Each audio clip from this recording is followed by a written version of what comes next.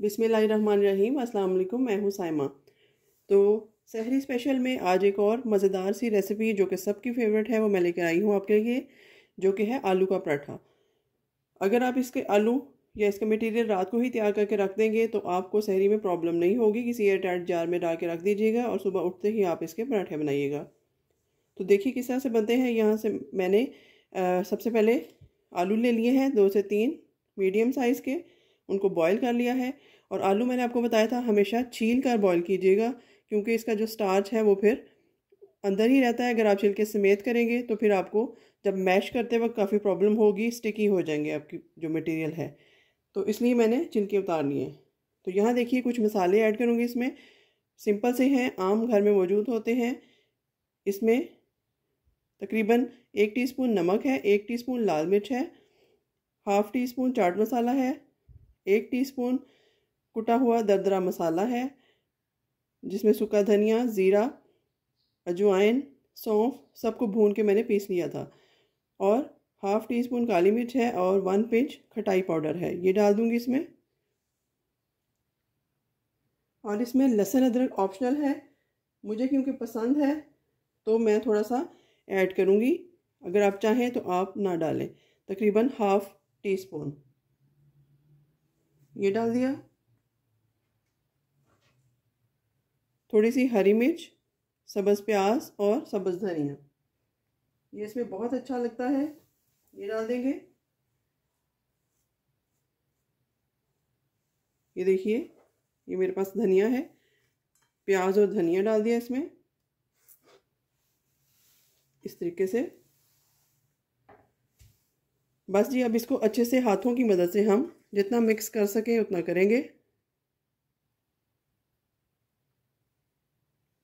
और उसके बाद मैं नेक्स्ट प्रोसेस बताती हूँ। तो ये जी मैंने आलू का मटेरियल तैयार कर लिया है, इसको साइड पे करते हैं। और यहाँ मेरे पास गूंदा हुआ आटा है, वो आप ले सकते हैं, मैदा ले सकते हैं। और चूल्हे को जला के तवा रखते हैं और उसके बाद आटे की लोई बनाते हैं और इसकी तैयारी करते हैं। तो लीजिए सबसे पहले हम पेड़े की तैयारी करते हैं। यहाँ मैंने सूखा आटा थोड़ा सा हाथों को लगा लिया है और हम एक ही पेड़े से तैयार करेंगे पराठा, 2 पेड़ों से नहीं करेंगे। ये थोड़ा सा प्रोफेशनल स्टाइल है, लेकिन इसमें आपका पराठा जो है बहुत मज़ेदार भी बनता है और इसकी चारों तरफ जो है वो आलू पहुंच जाते हैं। वरना अगर आप 2 पेड़े बनाकर करेंगे तो उसके साइडें खाली रह जाएंगी और दरमियान में से जो है वो आपको आलू खाने में मिलेंगे। तो बेहतर है हम एक ही पेड़े को अच्छा सा तैयार करें। तो इसको रफली मैं बड़ा करती हूँ इस तरीके से, क्योंकि हमने इसमें फिलिंग करनी है। ये देखिए तकरीबन इतना बड़ा मैंने कर लिया है। अब ये जो आलू हमने बनाए थे मटेरियल, मैंने लो स्पाइसेस रखे हैं क्योंकि सहरी में इतने मसाले खाए नहीं जाते इसलिए। तो चलिए यहाँ मैं इसमें डाल देती हूँ भर के, जितना इसमें क्वांटिटी इसकी पूरी आ जाए उतनी, बहुत ज़्यादा भी नहीं बहुत कम भी नहीं। तो आलूओं को आप अच्छे से मैश कीजिएगा ताकि बाहर ना निकले। तो इस तरीके से आप इसकी एक पॉकेट बना लें, इस तरह से चारों तरफ से इसको जोड़ते जाएं और इस तरह एक पॉकेट सी तैयार हो जाएगी। इस तरह जो ऊपर एक्स्ट्रा आटा है वो आप उतार सकते हैं इस तरीके से। तो ये देखिए जी हमारा पेड़ा जो है वो बहुत अच्छे से तैयार हो चुका है। थोड़ा सा सूखा आटा और लगाऊंगी, वो आप जितना भी चाहें लगा सकते हैं। तो एक बड़े साइज़ का पेड़ा बन गया है और बड़ा पराठा ही बनकर तैयार होगा। ये देखिए पराठे को अच्छा बनाने के लिए उसका जो वो डिपेंड करता है वो पेड़े पे करता है कि आप पेड़ा कितना अच्छा तैयार करते हैं। तो पेड़ा तैयार करने का मैंने पहले भी आपको अपने चैनल पे तरीका बताया था कि लेफ़्ट वाली हथेली को आप बिल्कुल सीधा रखिएगा और जो राइट वाली है उससे इसको हल्का हल्का घुमाते जाएं। मतलब जो नीचे वाली हथेली है उसको आप लेफ़्ट से राइट घुमाएंगे और जो ऊपर वाली है उसको आप राइट से लेफ़्ट, इस तरीके से। तो देखिए कितना अच्छा पेड़ा बनकर तैयार हो गया है। तो अब इसका पराठा तैयार करते हैं। हल्के हाथों से इसको बेलेंगे ताकि जो मटेरियल है, स्टफिंग है, वो बाहर ना आए। तो इस तरीके से इसको मैं करती हूँ हल्का हल्का।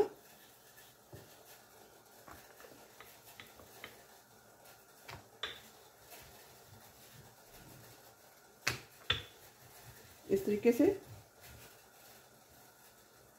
तो ऑलमोस्ट ये हो चुका है। बहुत बारीक नहीं हम इसको करेंगे, थोड़ा सा मोटा ही इसकी जो किनारे हैं वो रहेंगे, क्योंकि अगर बहुत बारीक करेंगे तो इसको खाने में बिल्कुल मज़ा नहीं आएगा। तो ऑलमोस्ट ये गोल ही बनकर तैयार हुआ है। थोड़ा बहुत अगर आगे पीछे हो जाए तो कोई प्रॉब्लम की बात नहीं। तो तवा जो है वो गर्म है, तो उसमें डालते हैं इसको। तो अब इसको तवे पर डाल देते हैं इस तरीके से बड़े आराम के साथ। ये देखिए इस तरह से।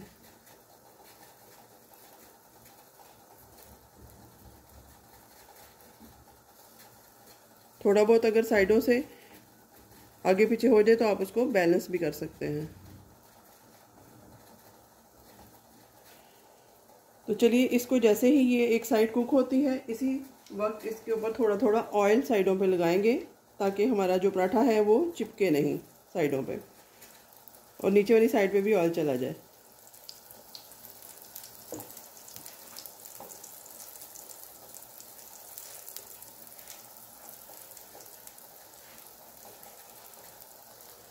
अब इसको टर्न करते हैं, थोड़ा सा ये और कुक हो जाए तो फिर हम इसको टर्न करेंगे। ये देखिए इस तरीके से घुमा घुमा के इसके नीचे ऑयल में करूँगी, ताकि नीचे वाली साइड पे भी सारा लग जाए। तो अब हीट को थोड़ा सा बढ़ाती हूँ, मीडियम टू लो रखा हुआ मैंने। अब इसकी साइड को हम चेंज करेंगे इस तरीके से। ये देखिए माशाल्लाह कितना अच्छा पराठा बन रहा है। तो अब इस साइड को भी हम 2 मिनट तक कुक करेंगे, और इसके ऊपर थोड़ा सा ऑयल लगा देते हैं, नीचे वाली पे भी और ऊपर वाली पे भी, ताकि इकट्ठा ही हमारा ऑयल जो है वो स्प्रेड हो जाए। अब इसको 2-2 मिनट ईच साइड से कुक करते हैं। तो चलिए इसकी साइड को चेंज करते हैं।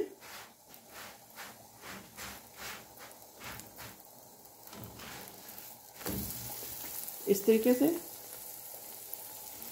आपने देखा कि कितना फ्लफ़ी सा और मज़ेदार सा पराठा देखने में लग रहा है, हालांकि और वाइट भी लग रहा है। हालांकि हमने आटे से बनाया है, जो घर में गूंदा हुआ आटा होता है, मैदे से नहीं बनाया। तो देखिए कितना अच्छा कलर इस पे आया है।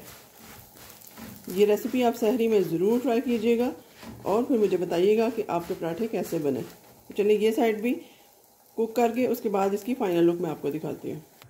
तो यहाँ पर देखिए हमारा मज़ेदार सा फ्लफ़ी सा और ख़ूबसूरत से फूलों वाला आलू वाला पराठा बनकर तैयार है, जो कि आपको होटल से भी ज़्यादा मज़ेदार लगेगा। तो आप इस रेसिपी को रमज़ान की सहरी में बनाएं और मुझे इसका फ़ीडबैक ज़रूर दें, और मुझे अपनी दुआओं में भी याद रखिएगा रमज़ान मुबारक में।